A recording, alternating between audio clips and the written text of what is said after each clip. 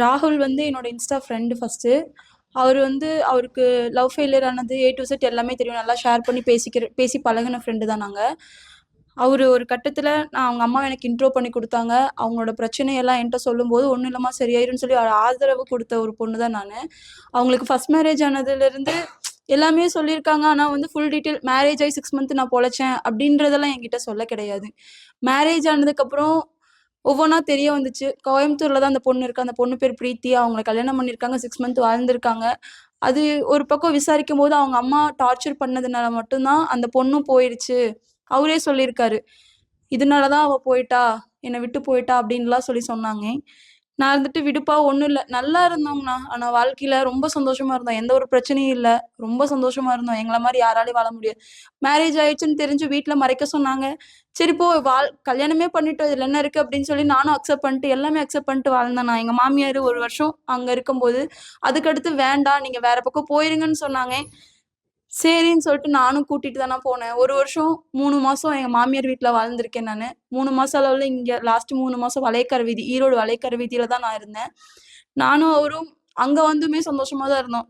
இந்த குடிப்பழக்கத்துக்கு எப்படி அடிமையானாருன்னா, என் மாமியார் வந்து கல்யாணத்துக்கு முன்னாடியே அவர் சம்பாரிச்சுட்டு வந்தாருன்னா, "உனக்கு உடம்பு சலுப்பா இருக்கான்னு" சரி கேட்கும்போதெல்லாம், "சரி ராகுல் வாங்கிக்கோ, சரி குடிச்சுக்கோ" அப்படின்னு சொல்லி குடுத்து காசு குடுத்து வீட்லயே வாங்கிட்டு வந்து குடிக்க வச்சு பழகுனது தான் இந்த பழக்கம். அது ரொம்ப காலப்போக்குல அதிகமாயிருச்சு.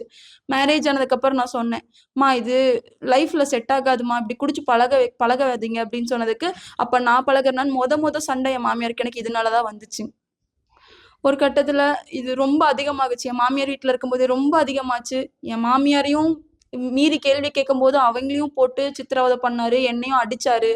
அது எல்லாமே அக்செப்ட் பண்ணிட்டு வாழ்ந்தேன்னா, ஒரு கட்டத்துல சொல்லவும் தான் நான் இங்க வந்தேன். அது இப்போ இருக்க அதிகமாயி, ரொம்ப ப்ரெஷர் ஆக ஆரம்பிச்சு, ரொம்ப அடிக்க ஆரம்பிச்சுட்டாரு.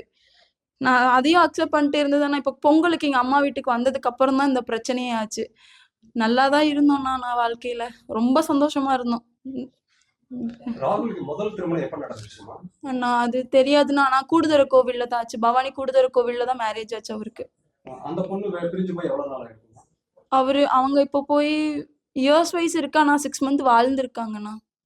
உங்க மேரேஜ் ஆகி எவ்வளவு நாள் ஆச்சுமா? எனக்கு 1.5 வருஷம் ஆகுதுங்கண்ணா. அவருக்கு ஏற்கனவே மேரேஜ் ஆயிடுச்சுன்னு தெரிஞ்சுதான் மேரேஜ் பண்ணியாமா இல்ல மேரேஜுக்கு அப்புறம் இன்னும் நீங்க மேரேஜ் பண்ணிட்டதுக்கு அப்புறம் தெரிஞ்சுதா? மேரேஜ் பண்ணதுக்கு அப்புறம் தெரிஞ்சதுங்கண்ணா. அதுக்கு முன்னாடி அவருக்கு ஏற்கனவே மேரேஜ் ஆனது தெரியாது? தெரியாதுங்கண்ணா. அப்ப அவருக்கு ப்ராப்பரா டிவோர்ஸ் வாங்கியிருந்தாரா? அப்படி எல்லாம் எதுவும் தெரியல. ப்ராப்பரா டிவோர்ஸ் வாங்கிட்டாங்கண்ணா. ஷீட் முதற்கொண்டு காமிச்சாங்க என்கிட்ட அதுக்கப்புறம். ஆக்சுவலா ராகுல் இந்த யூடியூப் தவிர வேற என்ன வேலை செஞ்சுட்டு இருந்தாரு? அண்ணா அவரு ஒரு கம்பெனிக்கு போயிட்டு இருந்தாரு. அதாவது வெளிநாட்டுல இருந்து வர போட்டோஸ்லாம் எடிட் பண்ற போட்டோ எடிட்டரா இருந்தாருங்கண்ணா. பள்ளிப்பாளையத்துல ஒர்க் பண்ணிட்டு இருந்தாரு. அதுக்கப்புறம் இப்ப அவங்க அம்மானாலேயே பிரச்சனை வந்து தேவையில்லாம ஓனருக்குலாம் ஃபோன் பண்ணி பேசி ப்ராப்ளம் வந்ததுனால, இப்ப அவர் அந்த ஒர்க்க வந்து டிஸ்கன்டின்யூ பண்ணிட்டு ஃபுல்லா ஷூட்லயே இறங்கிட்டாரு. வீடியோ பண்ணி, ப்ரொமோட் பண்ணி எடுத்துக்கலாம், ஸ்டோரி போட்டு எடுத்துக்கலாம்னு சொல்லி வீட்ல இருந்தே பண்ண ஆரம்பிச்சுட்டாரு. இப்போ நாங்க தனியா போனதுக்கப்புறம் எல்லாமே நான் தான் அப்படின்றதுனால டான்ஸ் சொல்லிக் குடுக்கறதுக்காக டான்ஸ் கிளாஸ் செக்மேட்டுன்னு சொல்லி ஒரு டான்ஸ் கிளாஸ்க்கு எடுக்க போயிருந்தாரு. அதுக்கப்புறம் ஸ்கூலுக்கு போய் கிளாஸ் எடுக்க போனாரு. இப்ப லாஸ்ட் டைம் கள்ளக்குறிச்சி கூட ஒரு 10 நாள் போய் அங்க தான் இருந்தாரு.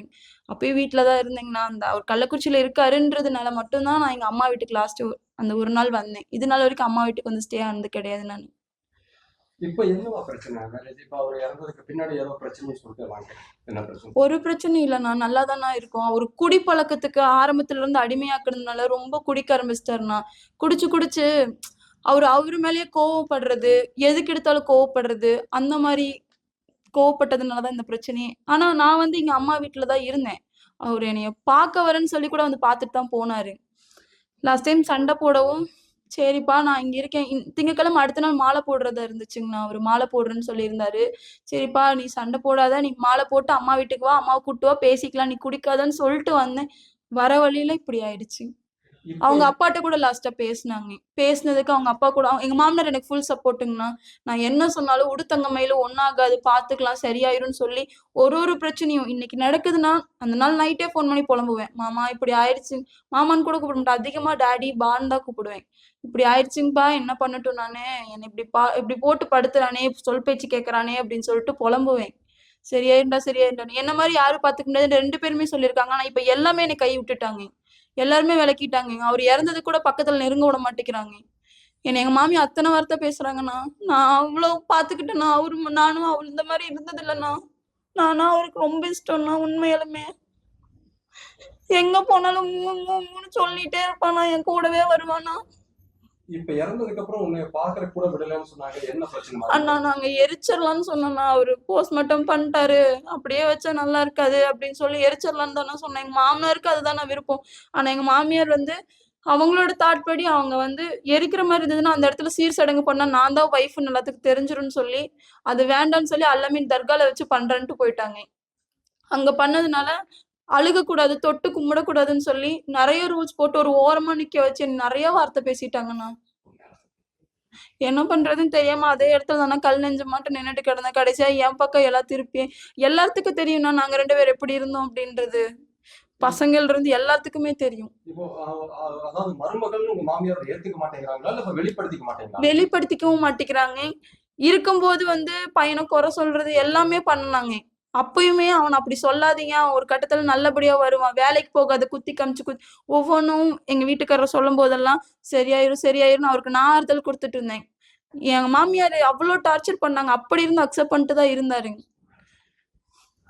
இல்ல இப்ப அவரு கணவரா அவர் இறந்ததுக்கு பின்னாடி அவருக்கான சடங்குகளை மகளா மனைவியா நீ செஞ்சையாமா? எல்லாமே செஞ்சுட்டேண்ணா. என் அம்மா வீட்டில் தானே செஞ்சேன். யாருமே வந்து சடங்கும் பண்ணல, எதுவும் பண்ணலண்ணா. பண்ற கூட வந்து நிக்க மாட்டேன்ட்டாங்கண்ணா. அவர் இறந்தாரு, எல்லாமே என் பக்கம் திருப்பிட்டு எதுவுமே பண்ண மாட்டேன்னு சொல்லிட்டாங்கண்ணா. இப்போ ஒரு ஆறுதல் கூட வந்து நிக்க மாட்டேங்கிறாருங்கண்ணா. எங்க மாமனார் என்ன பிடிச்சி அழுதாரு. அங்க போனதுக்கு அப்புறம் எங்க மாமியார் கூட சேர்ந்துட்டு எதுவுமே பண்ண மாட்டேன்ட்டாங்க. இப்போ தன்னந்தனியா என் புருஷனை இழந்துட்டு இப்படி உக்காந்துட்டு இருக்கேன் நான் இந்த கோலத்துல. லாஸ்டா அவரு சாவறதுக்கு முன்னாடி எனக்கு ஒரு முளை பூ வாங்கி கொடுத்தாருண்ணா. அதுக்கப்புறம் முழுசா எல்லாத்தையும் இழந்துட்டு உட்காந்துட்டேன் நானு.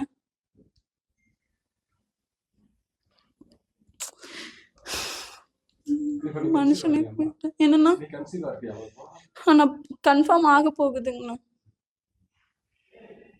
அதையுமே சொன்னாருங்கண்ணா. எங்க மாமனார்ட்ட தான் சொன்னேன், அவன் போயிட்டான், கன்ஃபார்ம் ஆக போகுது, நான் என்ன பண்ணுவேன், தங்குச்சுன்னா நான் என்ன பண்ணுவேன் அப்படின்னு சொன்னதுக்கு எங்க மாமியார்ட்ட போய் எங்க மாமனார் சொல்லிரு அது தப்பா பேசிட்டாங்கண்ணா. அது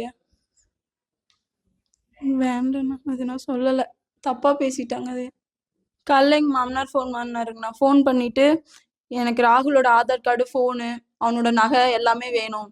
அது இல்லாம அவன் சம்பாதிச்சு அவன் கிழிஞ்ச துணியா இருந்தாலும் எனக்கு எல்லாமே வேணும், அவனோட டிராஃபி எல்லாம் வேணும்னு சொல்லி கேட்டாங்கண்ணா. எனக்கு அவங்களும் அவங்க வீட்டுக்கு நான் வரேன்னு சொல்லியும் நீ வராதுன்னு தான் சொன்னாங்களோ தவிர கருப்பு இன்னைக்கு நடக்குது நான் வந்துட்டாவது போயிடுறேன் அப்படின்னு சொன்னா அதுக்கும் வேணான்னு சொல்லிட்டாங்கண்ணா. என்னை உள்ள விட மாட்டேங்கிறாங்க, என்னை நுழையவே விட மாட்டேங்கிறாங்க. என்ன அவ்வளோ டார்ச்சர் பண்றாங்கண்ணா. அவர் வந்து என் கூட வாழவே இல்லைன்னு சொல்லி அப்படியே மறைச்சிடணும்னு நினைக்கிறாங்கண்ணா எல்லாத்துலயுமே.